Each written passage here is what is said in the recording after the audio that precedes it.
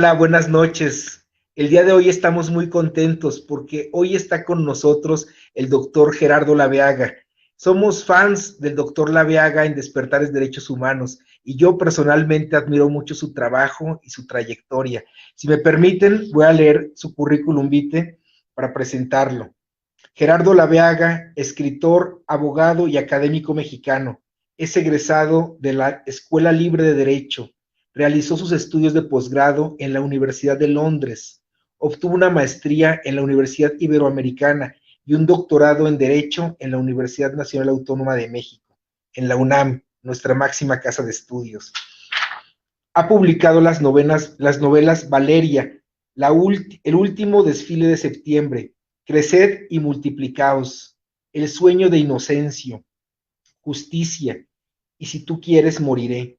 Es asimismo autor de los libros La cultura de la legalidad y Hombres de gobierno, coautor de La democracia y sus quimeras y coordinador de Entre Abogados Te Veas, 65 propuestas para modernizar el sistema penal en México, rostros y personajes en las ciencias penales, el derecho penal, a juicio y cine y ciencias penales. Fue catedrático de Teoría del Estado en la Facultad de Derecho de la Universidad La Salle, de 1988 a 1998, y de Sociología Jurídica en la Universidad Iberoamericana, de 1999 a 2002, así como director de la Revista Mexicana de Procuración de Justicia y conductor del programa de televisión Derechos en Pugna, en Efecto TV. Actualmente es catedrático de Derecho Constitucional en el Instituto Tecnológico Autónomo de México, el ITAM, y colaborador en el noticiero AMX Noticias. Ha desempeñado diversos cargos dentro del servicio público, entre otros, director general de Prevención del Delito y Servicios a la Comunidad en la Procuraduría General de la República, director general de Comunicación Social en la Suprema Corte de Justicia de la Nación, comisionado presidente del Instituto Federal de Acceso a la Información, el IFAI, y director general del Instituto Nacional de Ciencias Penales, INACIPE, cargo que actualmente desempeña. Ha sido merecedor de algunos reconocimientos nacionales y extranjeros, entre otros el Premio Nacional de la Juventud 1985, el Premio Nacional de Periodismo José Pagés Yergo del 2006 y la Orden Nacional del Mérito otorgada por el Gobierno de la República de Francia en el 2012. Es un verdadero honor que hoy nos acompañe el doctor Laveaga. Bienvenido, Gerardo, muchas gracias. Estar con ustedes como siempre.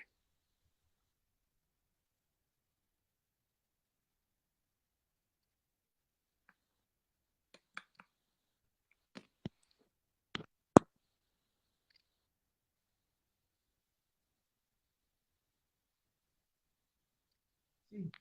¿Quieres que comience? Por favor, adelante, adelante, Gerardo, muchas gracias.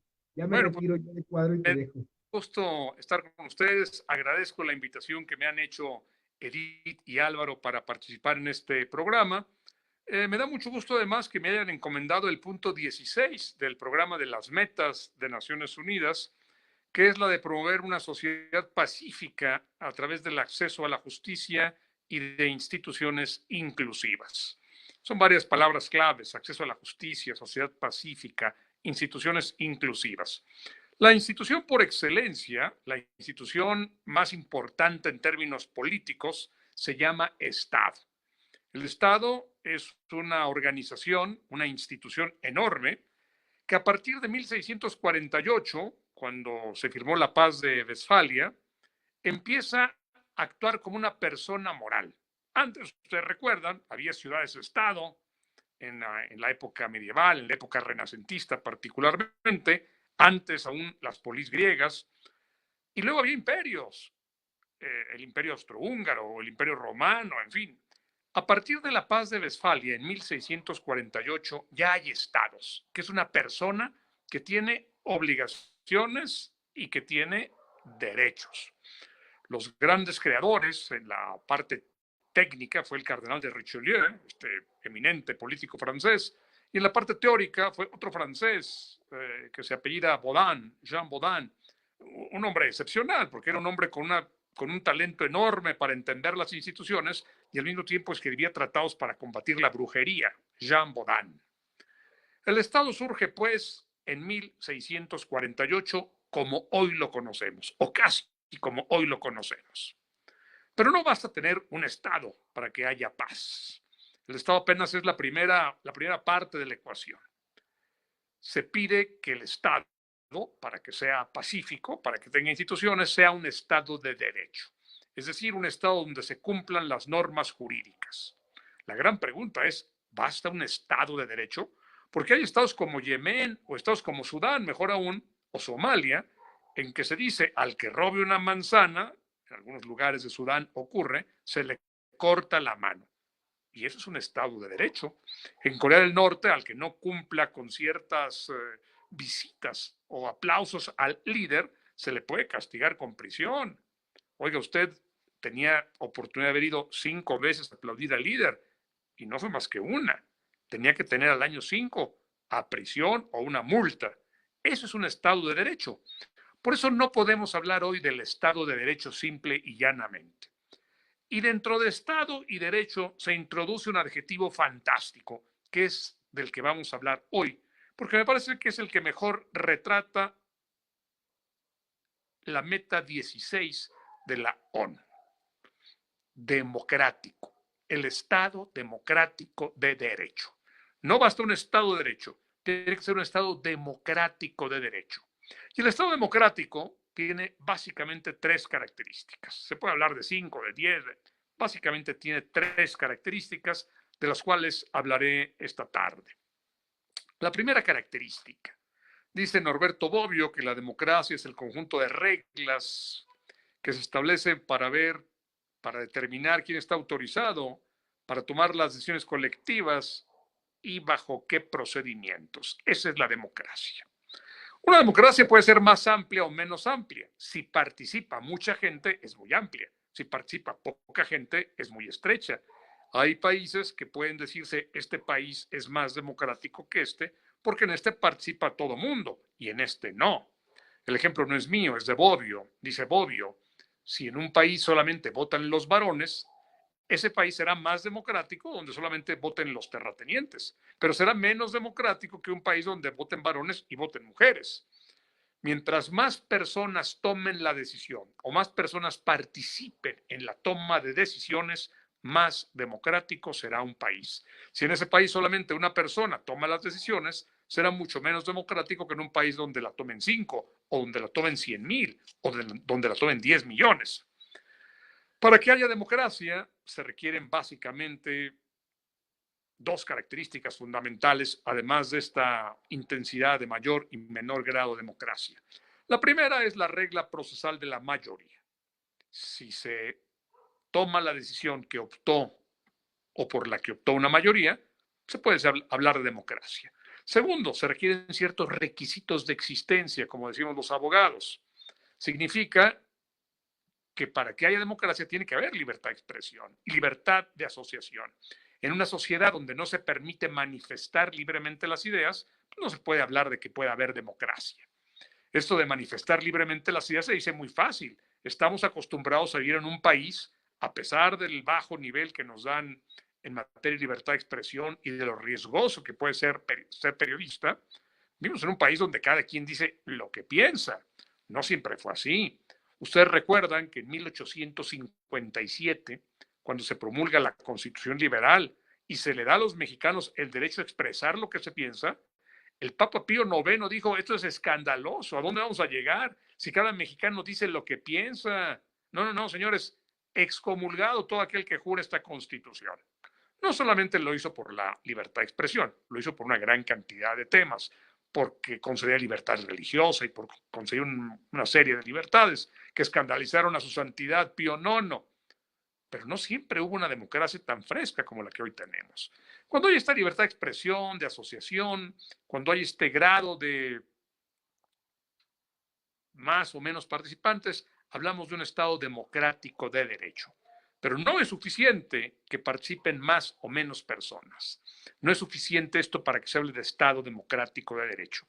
Primero es la democracia. Hay otras 2 características fundamentales. y de estas también hablaré en un momento.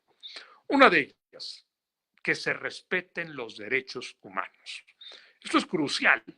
Imagínense que en una sociedad la mayoría de la gente dice, queremos que los que tienen ojos azules, que son la minoría, sean sacrificados.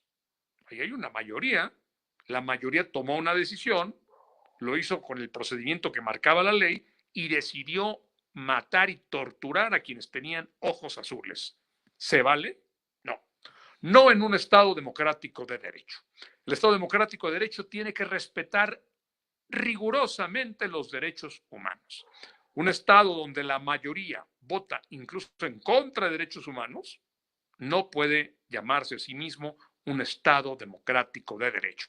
Y este Estado, de nuevo, es el ideal. Queremos un Estado ideal, un Estado donde haya democracia, sí, donde vote la mayoría y se tomen las decisiones que adoptó la mayoría, sí, pero también que se respeten los derechos humanos. Si no se respetan, no hay Estado democrático de derecho. ¿Cuál es el fundamento de los derechos humanos? El artículo primero de nuestra Constitución nos dice, antes decía, cuando yo estudiante, decía, el Estado otorga, hoy cambió, dice, el Estado reconoce. Déjenme ser completamente honesto con ustedes, porque sé que además muchos trabajan en la Comisión de Derechos Humanos. Es un juego de palabras que no tiene ninguna validez en la práctica. Da igual que me reconozcan o que me otorguen. Quien me otorgue, es que yo no te los puedo. ¿Quién es el Estado para otorgarme derechos humanos? Dice alguien. El Estado solo me los reconoce. Pero en este juego de palabras yo diría, ¿y quién es el Estado para reconocerme algo que yo ya tengo? Yo no requiero ni que me otorguen ni que me reconozcan, yo ya los tengo. Entramos al juego de palabras del artículo primero de nuestra Constitución. Es más poético decir, el Estado reconoce que el Estado otorga, pero para efectos prácticos no pasa nada, es igual. El fundamento de los derechos humanos, dice Bobbio, es lo menos importante. Lo que sí importa es que son medidas que nos permiten convivir mejor y dejar que la gente a nuestro alrededor conviva mejor. Y eso sí es importante, sea cual sea el fundamento de estos derechos. Los derechos humanos que caracterizan al Estado democrático de derecho tienen que ser además progresivos, o sea, ir avanzando, no se vale retrocederlos, es un principio fundamental. ¿Cuáles son los derechos humanos? Podríamos discutirlos. ¿Tengo derecho a consumir lo que yo quiera? ¿El Estado me puede prohibir que yo tome alcohol o que yo fume? La gente dice, no, el Estado no puede y por eso consumes alcohol y por eso fumas si quieres. Pero entonces el Estado puede otorgarme o reconocerme mi derecho a tomar cocaína o heroína. ¿El Estado puede otorgarme o negarme el derecho a tomar refrescos? Y aquí entramos a una discusión. Por eso decía que no es tan relevante el origen de los derechos humanos. Tenemos que pensar qué funciona y qué no funciona. Si yo les dijera ahora a ustedes, expertos en derechos humanos, ¿estarían de acuerdo en que las mujeres dejaran de votar? ¿Estarían de acuerdo en que las personas de piel más oscura estudiaran en salones distintos a los de piel más clara? ¿Estarían de acuerdo en que se prohibiera el matrimonio de las personas con preferencias sexuales distintas? Todos gritarían y cualquiera que propusiera esto hoy sería apedreado y yo me uniría a este ejercicio crítico. Apedreado no con piedras, eso es una forma de expresar un punto de vista. Pero déjenme cambiar los ejemplos. ¿Se vale que yo venda un riñón a alguien que lo necesite? Si alguien me dice, oye, yo tengo un problema gravísimo, necesito un riñón, le compro su riñón por tanto dinero, por $1,000,000. ¿Se vale que yo se lo venda? ¿Se vale que cuando un ser querido mío está en estado de agonía, yo le administre un poco de pentobarbital sódico, que es lo que se da en los hospitales donde está permitida la muerte asistida? Un vasito de pentobarbital sódico para que se vaya más rápido. El Código Penal lo prohíbe. La asistencia al suicidio en México está castigada. Pongo estos ejemplos para decir, ¿tengo el derecho humano de vender parte de mis órganos? ¿Tengo el derecho humano de decir cuándo quiero vivir y cuándo ya no quiero vivir? Son temas que se discuten y son temas de carácter eminentemente cultural. Y aquí entraríamos, repito, a un gran debate. ¿Se vale que el Estado me prohíba consumir cocaína o no se vale? Aquí entramos, repito, a este tema mayor.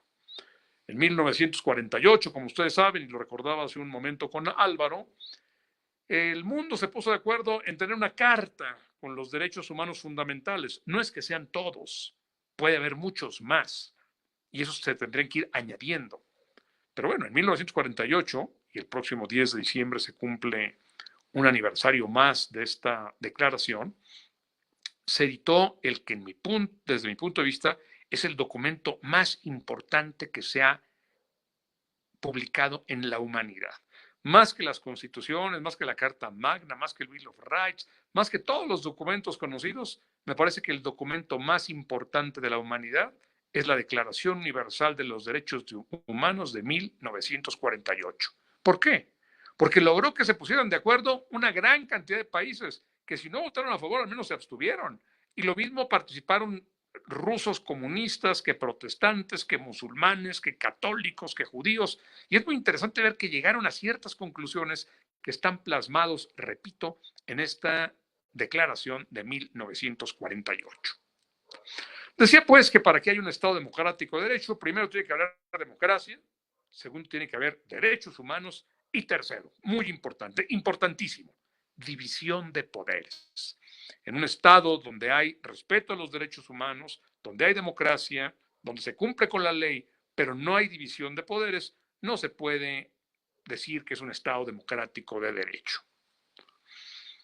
La división de poderes implica que quien hace la ley no la aplique y que quien aplique la ley no dirima las controversias que se derivan de esta aplicación. Es decir, en la línea más clara de Montesquieu, de John Locke, que haya un poder legislativo, el que hace la ley, un poder ejecutivo y un poder judicial. El que hace la ley, en México son los diputados y los senadores, el que aplica la ley, que es una sola persona, se llama presidente de la República, y el que dirime controversias, que es el Poder Judicial, donde están los jueces, los magistrados, los ministros, los consejeros de la judicatura, que son los que administran el Poder Judicial. Contamos con tres poderes claros y eficaces. Aquí entramos a otra gran discusión. Ustedes piensen, por ejemplo, que en México tenemos 128 senadores y tenemos 500 diputados. En México somos 125 millones de habitantes. 125 millones de habitantes representados por 128 senadores en el Senado y por 500 diputados en la Cámara de Diputados. En Estados Unidos son 330 millones de norteamericanos, casi nos triplican la población, 330 millones de norteamericanos, casi 3 veces más que nosotros. Y si aquí tenemos 128 senadores, allá tienen solo 100 senadores. Si aquí tenemos 500 diputados, allá tienen 435. Y se sienten bien representados. Muchos críticos dicen, en México estamos sobre representados en el Poder Judicial. El Ejecutivo, bueno, es el presidente, la figura presidencial. Se opone a esta figura del presidencialismo o su contraparte es el sistema parlamentario, donde son los parlamentos o el parlamento el que gobierna. Y en el Poder Judicial tenemos aquí algo de lo más interesante. Ustedes saben que hay dos grandes corrientes, dos grandes tradiciones jurídicas. La tradición jurídica romano-canónica y la tradición jurídica del common law.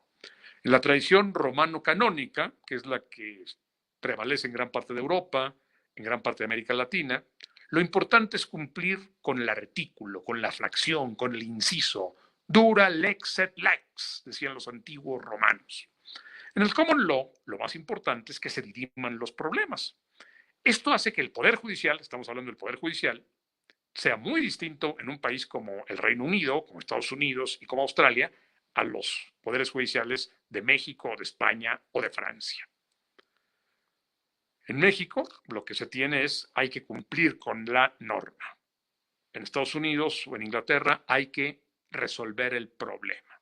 Les pongo un ejemplo para que vean la diferencia en la Suprema Corte, el Tribunal Constitucional. En México, nuestra Suprema Corte resuelve un promedio de 16,000 asuntos al año. La Suprema Corte mexicana resuelve 16,000 asuntos al año, más o menos.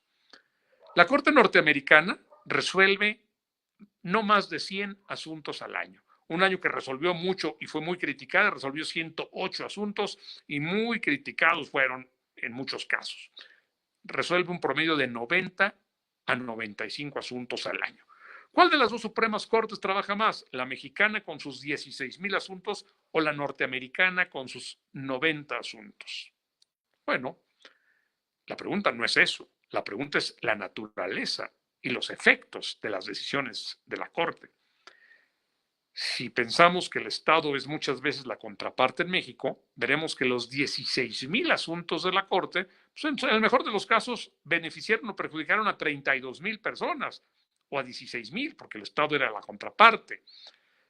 Imagínense que hay dos partes. 30,000 personas fueron afectadas por las decisiones de la Corte.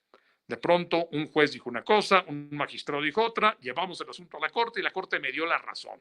Y digo, qué bueno que la Corte me hizo justicia a mí, pero nada más a mí, porque fue un asunto de revisión de mi caso. La Corte norteamericana es bien distinto. Ese es un auténtico tribunal constitucional. Cuando la Suprema Corte toma una decisión, afecta a los 330 millones de norteamericanos. Estas 90 decisiones que toma afectan a 320 millones de norteamericanos. Pongo un ejemplo, el matrimonio igualitario. Si yo me quiero casar en México con una pareja de mi mismo sexo y voy a Guanajuato o a Querétaro o a Durango, me dicen, señor, no se puede. Oiga, pero ya la Corte dijo que es inconstitucional prohibirlo. Sí, pero aquí mire el Código Civil y la Constitución del Estado no lo permiten. Oiga, pero ya la Corte Mexicana dijo que es no, pero no se puede. Tendría usted que ampararse. ¿Y cuánto cuesta el amparo? Pues cuesta alrededor de 15,000 pesos. Yo no tengo 15,000 pesos, no puedo. Entonces no puedo ajustarme a este lineamiento. En la Corte norteamericana, si una persona va a casarse con una persona de su sexo, ya sea en Kansas o en Nebraska, en Oregon o en Michigan, en ese momento se puede casar porque la Corte lo determinó.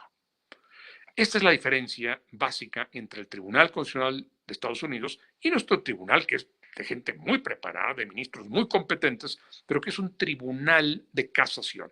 Revisa las decisiones de jueces y magistrados en una tercera instancia. Esos son nuestros poderes y cada uno tiene fortalezas y debilidades. Y es un tema de ustedes que están interesados en las instituciones, descifrarlos y resolverlos. Voy a acabar ya muy pronto. ¿Qué es una institución? Maurice Duverger dice que una institución es o una organización o un procedimiento que sirven para calcar conductas, que tiene un elemento eminentemente organizacional y un elemento eminentemente de creencias. Este estructural u organizacional se contrapone al elemento de las creencias colectivas. En la medida en que un Estado tenga instituciones en que la gente confía, cree y que sabe que son predecibles, que si yo hago A va a pasar B y si yo hago B va a pasar C, esto permite que haya un desarrollo mucho más amplio en términos económicos.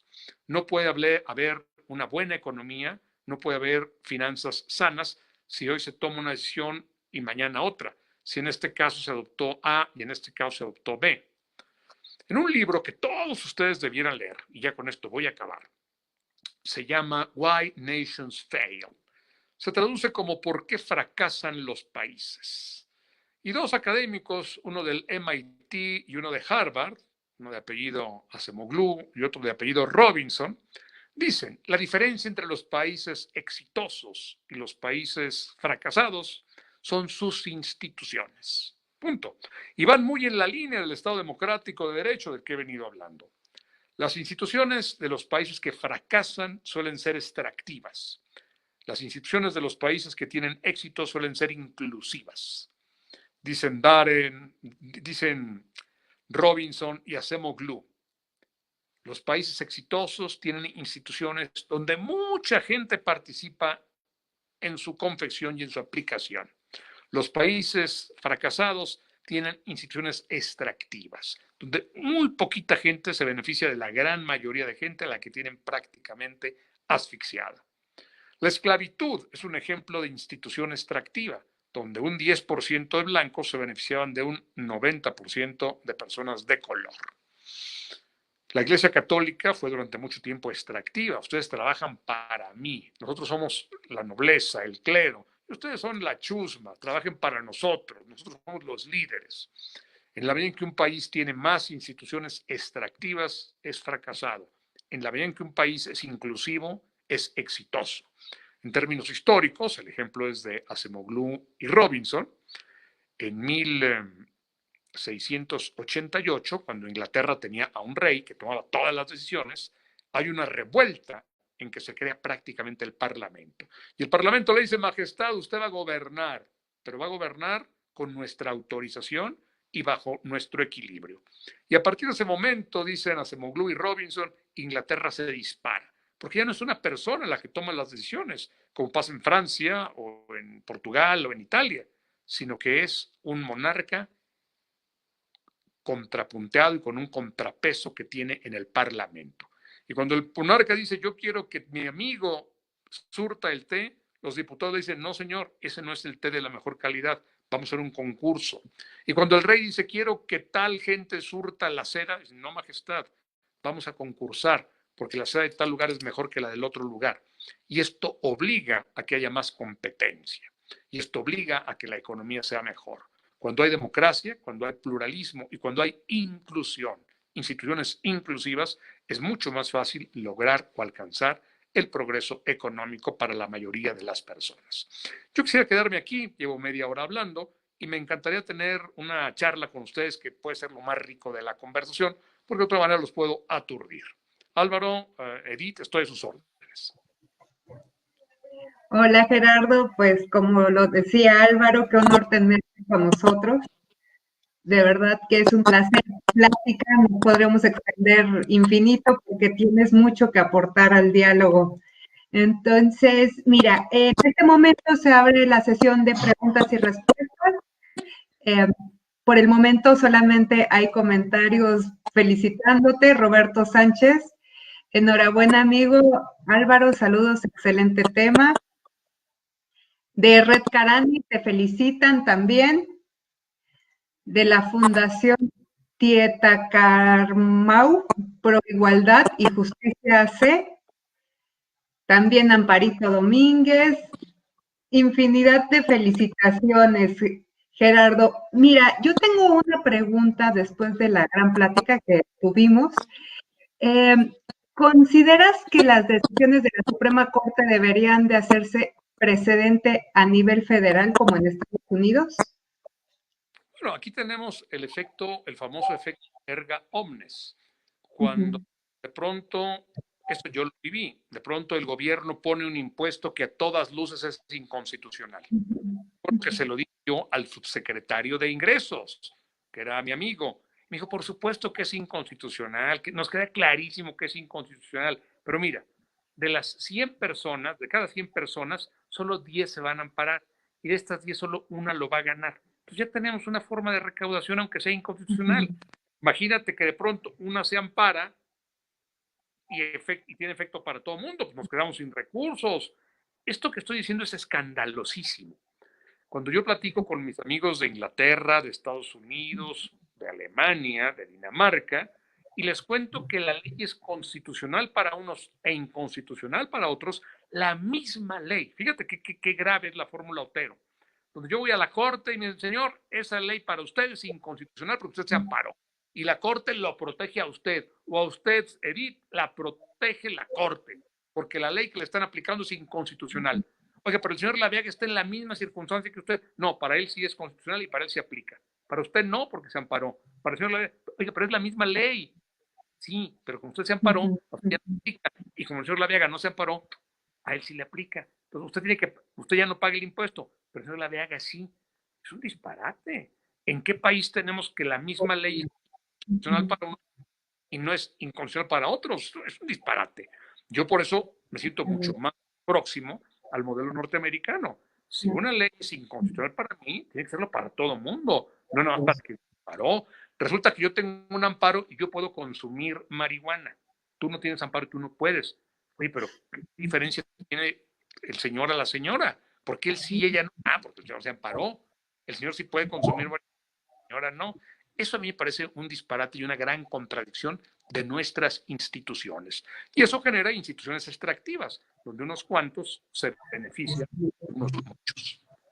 Y esto contesta la otra pregunta que yo tenía preparada, que es, considera que en México las instituciones son extractivas, pues me lo acaba de contestar totalmente.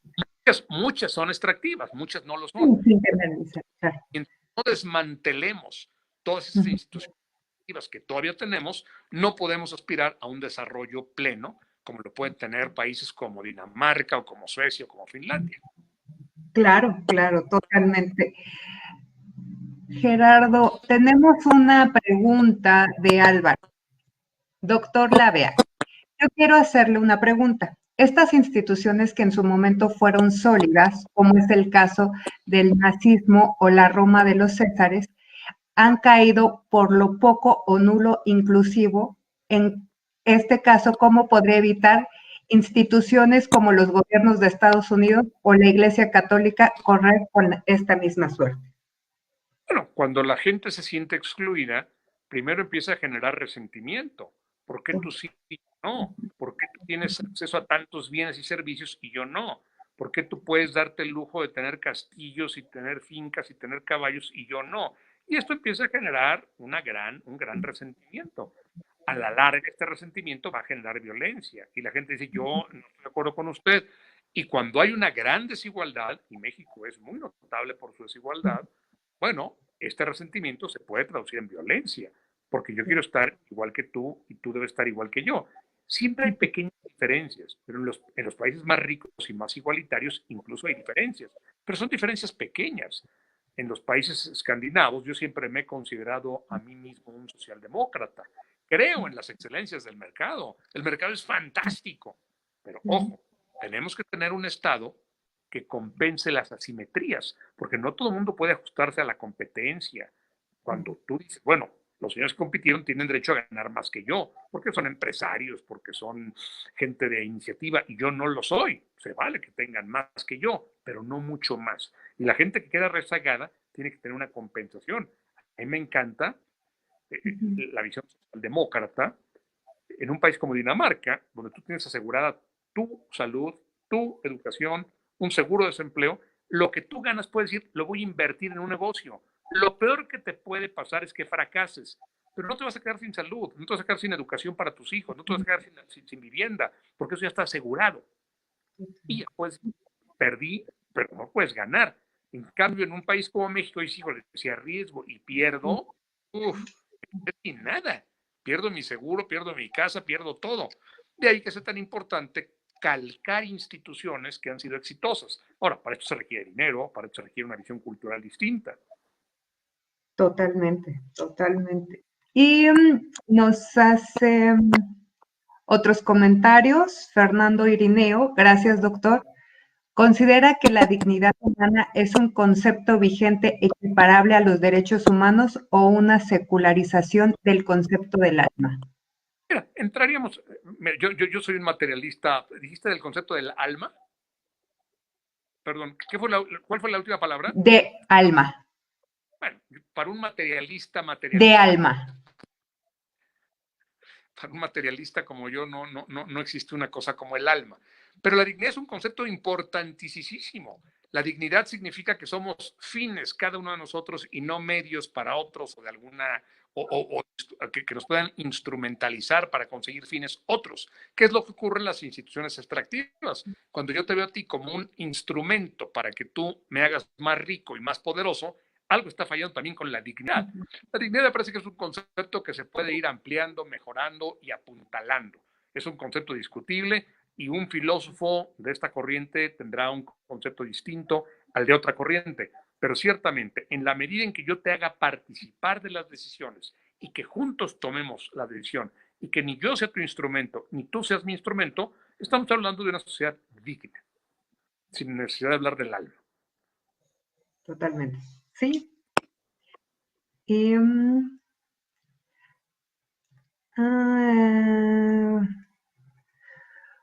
cuando un derecho no es un derecho para todos, entonces es un privilegio. Todos los derechos para todas las personas. Esto lo dice Álvaro.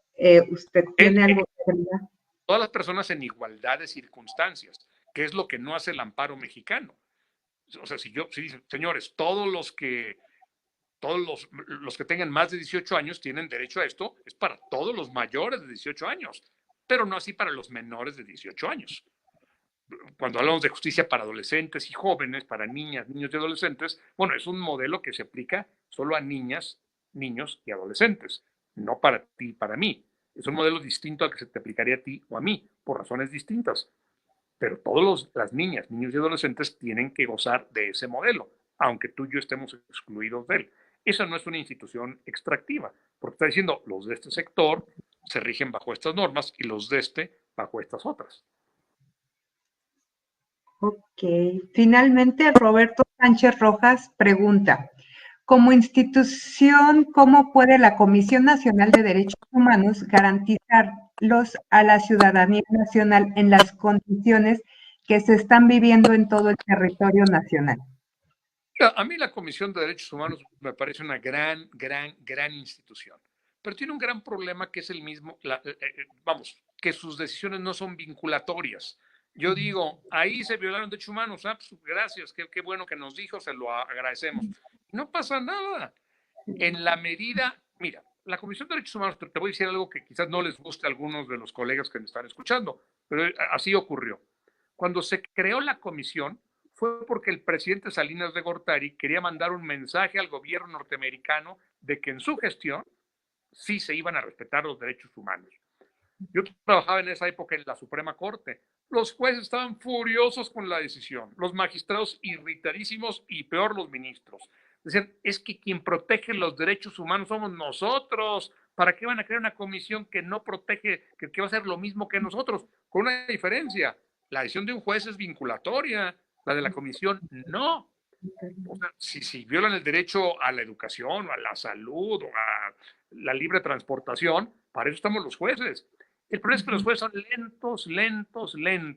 Y de aquí a que yo lleve un asunto al juez, me puede tardar 5 años en resolverme. La comisión tiene una gran ventaja, es muy ágil, es muy rápida. Debe ser muy rápida, o debiera serlo.